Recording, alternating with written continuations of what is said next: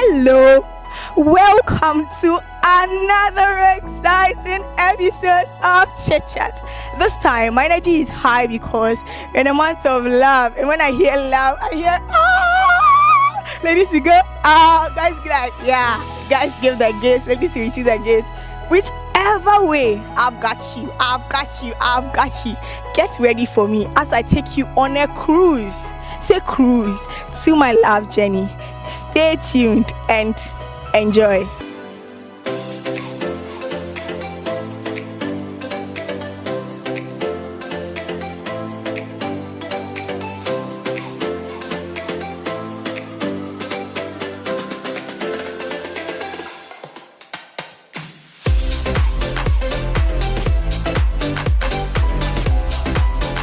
I stand before you today to share my love story. So there was this guy, gentle, peaceful, kind, loving. Peace, you know that type of peace where somebody gives you peace and you know that this person too good to be true. This guy was everything some good man, good cook, gentle, honest, sincere, very respectful. And he was my good friend. This guy would always be there for me. Sometimes I go out, come back late, or I'm stranded in town. This guy would drive his car, come. Like the guy goes all out for me. I ask myself, I'm just a poor girl. Why does this guy want to go extreme for me? The guy asked me out, but I felt he was too good to be true. I felt like there was something about him. Like, why would? Cause the clothes he even wears, they are very, very expensive. One of his dresses can buy my entire wardrobe. So why does this guy want to go extra for me? Why is he always there? I felt very suspicious. When I asked him why does he do this, he said he just loves me unconditionally. Hey, but you know girls, I like the bad boys, the one who take me out to town, who party late, go the extreme on Vows Day. The guy goes extra. And I never knew the source of his wealth. But this my good friend, let's call him Mr. Too Good to Be True. I knew the source of his wealth. He was from a wealthy family and his father was a king. And he came down to school here. Let's call him Mr. Right.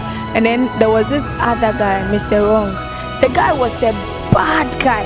I would go and catch this guy cheating, yet I felt like he would change. I would go on my knees and pray for him. While there was Mr. Right, who would always say, I'm always here for you, no matter your complaint.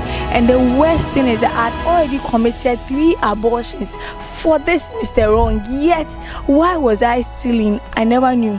I had partied so hard, and by the time I was done with my years at the university, I already had kidney failure.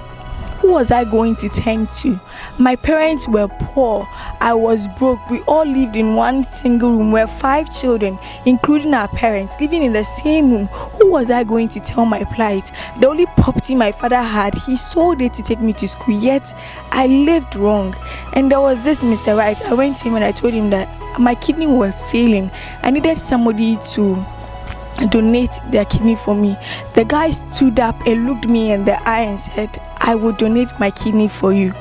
What? After all I've done to you, he knew about my flaws, my weaknesses, and yet the guy still went.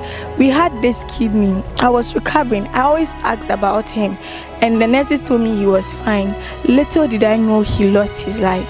He lost his life because of me, and I didn't even deserve it. He was everything. He was his father's future. He was his father's aspiration. He lost his life just because he wanted to save me. On this Vows Day, when you're looking for somebody to show you love, to get you something, remember that Jesus Christ came on earth to die for your sake, and he's only asking that you come to him and he will give you rest.